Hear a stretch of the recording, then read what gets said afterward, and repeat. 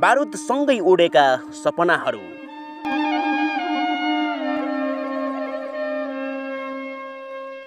कुनै दिन तत्कालीन माओवादी जनयुद्धभित्र एक चर्चित कमान्डरको नाम हो कमरेड विजय।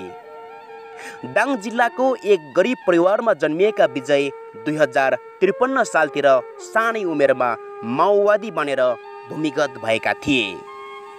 साँझ बिहान छाक टार्न समेत मुस्किल रहेको उनको परिवारको अवस्था विजय जनयुद्धमा हाम फालेपछि झन दयनीय बन्दै गयो। यता कमरेड विजय भने सुरुवाती दिनहरूमा नेताहरूको झोला बोकेर जनताहरूको बस्ती बस्तीमा घर घरमा पुग्न थाले, माओवादी नेताहरूको पछि लागेर।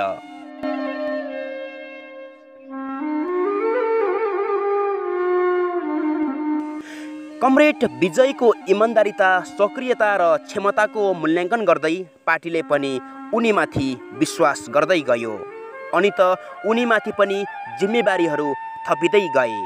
सुरुमा वाइसेलको commander, squad commander, militia commander हुँदै जनमुक्ति सेनाको गठन पश्चात उनी कमान्डरकै भूमिकामा सैन्य फाँटमा रहेर काम गर्दै गए। उनी सम्झन्छन् ती दिनहरू, लामो समयपछि घर परिवारलाई भेट्न पाइन्थ्यो, त्यो पनि लुकी छिपी राज्यको नजर छलेर। घरमा फर्किँदा उनका घर परिवार सधैँ चुइने छानो मुनि बसेका हुन्थे, फाटेका लुगाहरू टालेर लगाएका हुन्थे, नुन किन्ने पैसा समेत हुँदैन थियो। अनि एकातिर झन समाजले पनि कुरा काट्थ्यो माओवादीको परिवार भनेर। र पनि विजयले घर परिवारलाई सम्झाइरहन्थे हामी जस्ता गरिबका दिन पनि आउँछन् भनेर। उनले कैयौँ सपनाहरू बोकेका थिए जनयुद्धभित्र, जो सुनाउँथे घर परिवारलाई, अनि फेरि बन्दुक बोकेर फर्किन्थे जनयुद्धमा।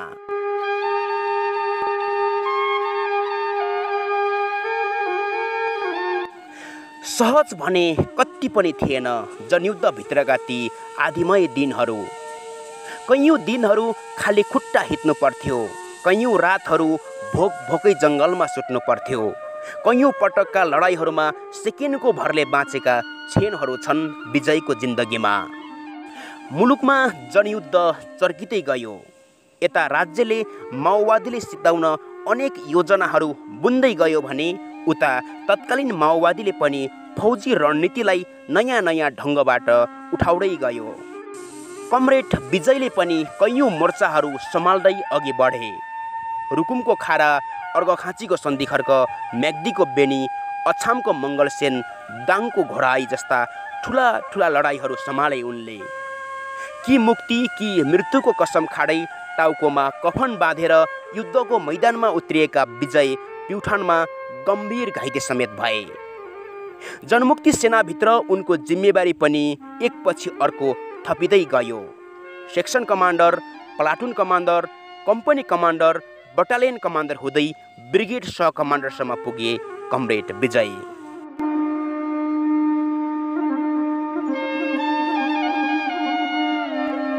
जनयुद्ध आफ्नै गतिमा थियो। दिनदिनै लडाइँ लड्नु पर्थ्यो।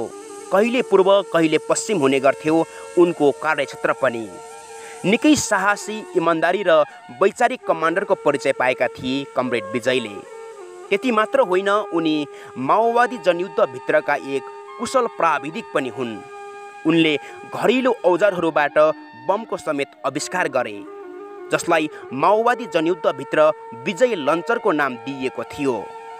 उनी युद्धकालका ती दिनहरू सम्झन्छन्।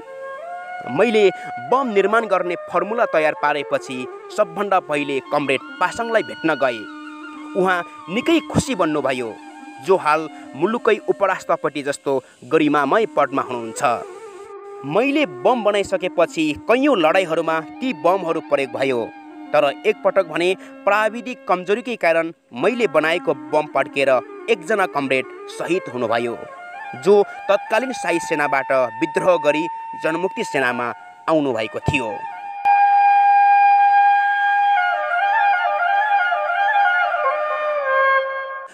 तत्कालीन माओवादीका अधिकांश उच्च स्तरीय नेताहरू रोल्पा रुकुम जस्ता आधार क्षेत्रमा सेल्टर लिएर बस्ने गर्थे।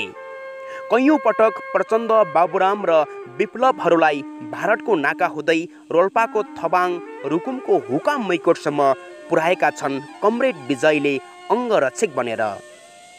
यहाँसम्म कि 6 दिनसम्म आफू पैदल हिँडेर प्रचण्डलाई घोडामा रोल्पा समेत पुर्याएका छन् उनले।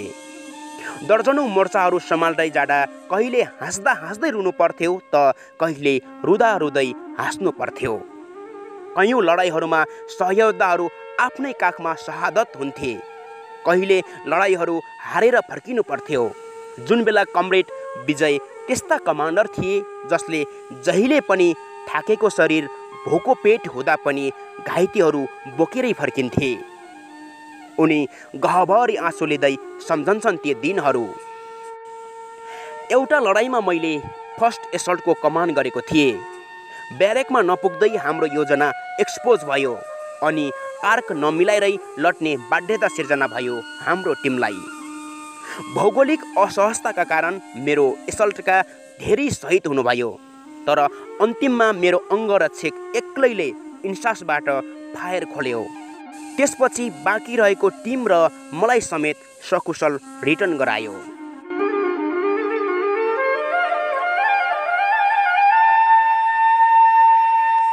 जनयुद्ध चर्किँदै जाँदा कमरेड विजयको कार्यक्षेत्र लालकिल्ला रोल्पामा रहन पुग्यो। जुन बेलामा उनको भेट भयो रोल्पाली माओवादी नेत्री कमरेड हुरीसँग। जिम्मेवारीको दृष्टिकोणले विजय जनमुक्ति सेनाको एक कमान्डर थिए भने कमरेड हुरी एरिया स्तरीय जनसरकार प्रमुख थिइन्।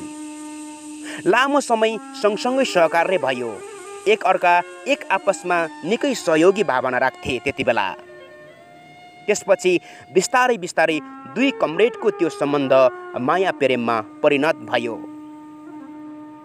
जनयुद्धभित्र एकले अर्कालाई प्रेम गर्नु त्यति सहज भने थिएन।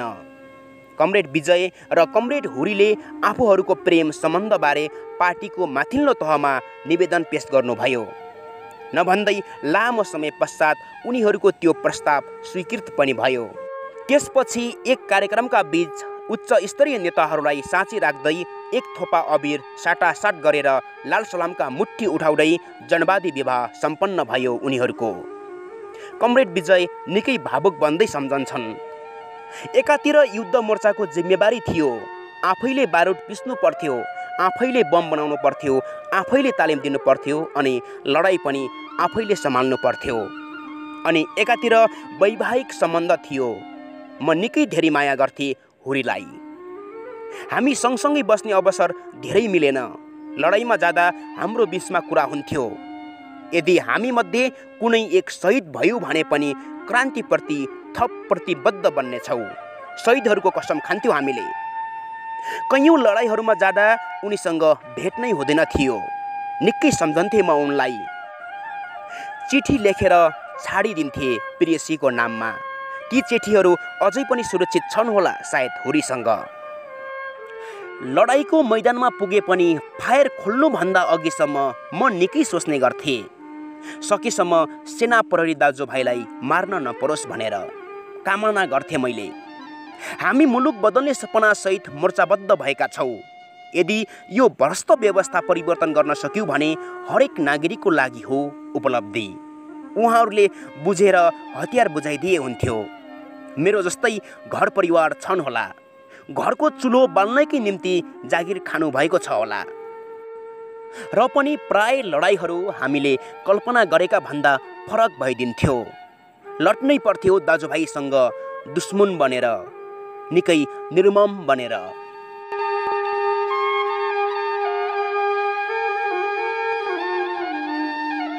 करिब एक दशकको सङ्घर्षपूर्ण जनयुद्धले 62-63 को जनआन्दोलनसँगै विश्राम लियो। तत्कालीन 7 दल र माओवादी बीच शान्ति सम्झौता भएपछि जनमुक्ति सेनाहरूलाई अस्थायी क्यान्टोनमेन्टमा राख्ने निर्णय पनि गरियो। जुन बेला भूमिगत सैन्य यात्रालाई पूर्ण विराम लगाउँदै खुल्ला आकाशमा फर्किँदा कमरेड विजय घाइते शरीर लिएर सार्वजनिक भए। पूर्वदेखि पश्चिमसम्म जनमुक्ति सेनाको 60वटा डिभिजन अस्थायी ब्यारेकहरूमा बस्यो। जुन बेला उनी 5औं डिभिजन अन्तर्गत दीर्घ स्मृति ब्रिगेडको सहकमान्डरको जिम्मेवारी सम्हाले। जङ्गलमा परेड खेलेका जनमुक्ति सेनाहरू अब ब्यारेकको काँडेदारभित्र सैन्य अभ्यासहरू गर्न थाले। यो बीचमा पार्टीले धेरै उतार चढाव पार गर्यो र पनि जनमुक्ति सेनाले नेपालको शान्ति प्रक्रियालाई बिथुल्ने त्यस्ता कुनै पनि गतिविधि नगरी ब्यारेकभित्र शान्त बसिरह्यो, जनताको जनसिपाही बनेर। करिब 5-6 वर्षको ब्यारेक बसाइ पश्चात जनमुक्ति सेनाहरूलाई समायोजन या अवकाशको विकल्प दिइयो। कमरेड विजय अझै पनि सिपाही बनेर मुलुकलाई सेवा गर्ने सङ्कल्प बोकेका थिए, तर त्यो सम्भव भएन। अन्ततः घाइते शरीर लिएर कमरेड विजय जसरी 2053 सालमा घरबाट निस्केका थिए, उसरी नै एउटा च्यातिएको झोला बोकेर सदाको लागि जनमुक्ति सेनाको यात्रालाई पूर्ण विराम लगाउँदै घरतिर फर्किए।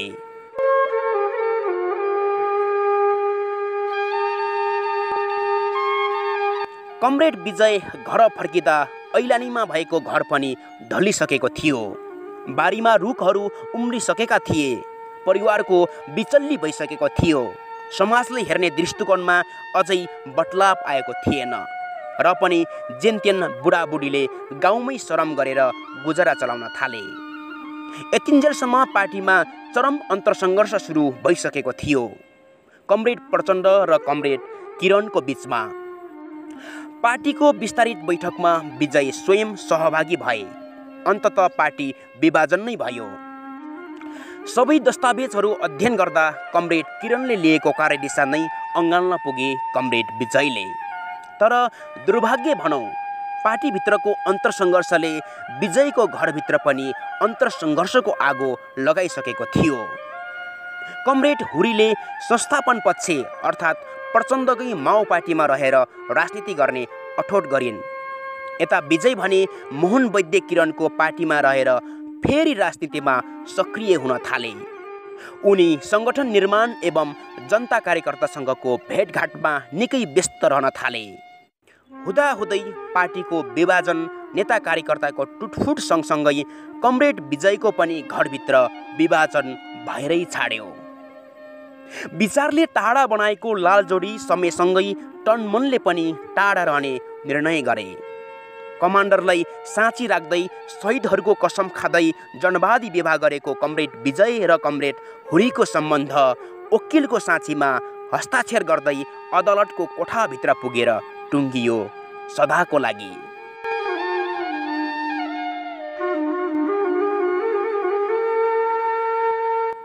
अब कमरेड विजयको जिन्दगी थप कष्टकर बन्दै गयो। कमरेड हुरीसँगको बिछोडपछि न घरको न घाटको बने उनी। सम्पत्तिको नाममा एक टुक्रा जमिन थिएन। परिवार, पार्टी र राजनीतिको नाममा ध्वस्त भइसकेको थियो। त्यसपछि उनले पार्टीको जिम्मेवारीबाट राजीनामा दिएर फेरि गाउँ फर्किए। पहिलोपटक ब्यारेकबाट गाउँ फर्किँदा र यसपालि गाउँ फर्किँदा आकाश पातालको फरक थियो। त्यति बेला व्यक्तिगत जिन्दगी जे भए पनि पार्टी थियो, सङ्गठन थियो, साथमा जीवन सङ्गिनी थिइन्। तर यसपालि न उनीसँग पार्टी थियो, न सङ्गठन बचेको थियो, न घर परिवार थियो। थियो त केवल शरीरमा बमका छर्राहरू अनि मनमा पीडाका चाङहरू। त्यसपछिका दिनहरू निकै दुःखद रहे कमरेड विजयको जिन्दगीमा। कहिले सडकमा पर्खाल उठाउने काम गरे, कहिले घर बनाउन ढुङ्गा बोक्ने काम गरे, त कहिले अरूको हलो जोतेर दैनिकी चलाउन थाले। ती कामहरू पनि कहाँ नियमित पाइन्थ्यो र। पछि उनले आरन काम गर्न थाले। हिजो बन्दुकका नालहरू, बमहरू बनाउने हातहरूले अब हँसिया कोदालो बनाउन थाले। काम फलामकै थियो, तर हिजो र आजमा निकै भिन्नता थियो। काम फलामकै थियो, तर हिजो र आजमा निकै भिन्नता थियो। हिजो बारुद पिस्दा पिस्दा कमरेड विजयका हातहरूका छालाहरू खुइलिन्थे, त्यो मुलुकको आमूल परिवर्तनको निम्ति थियो। आज हँसिया ठोक्दा ठोक्दै उनका हातहरू उहिले जसरी नै रगताम्य बन्छन्, तर यो सब एक छाक टार्नको निमित्त थियो। हो, मात्रै एक छाक टार्नको लागि थियो।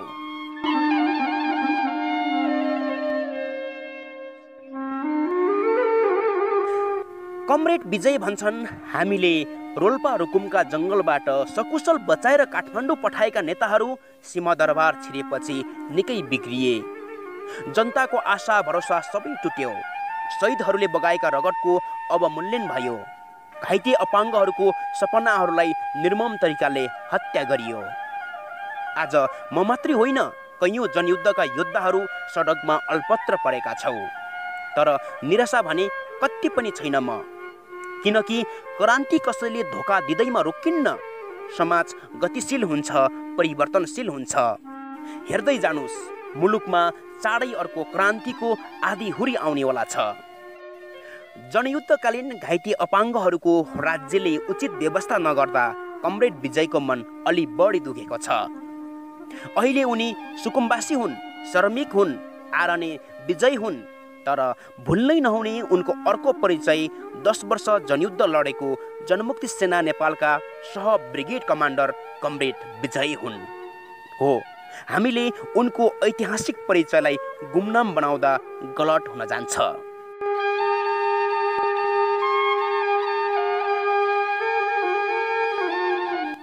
लामो समय पश्चात हिजो मात्रै कमरेड विजयसँग भेटघाट भयो।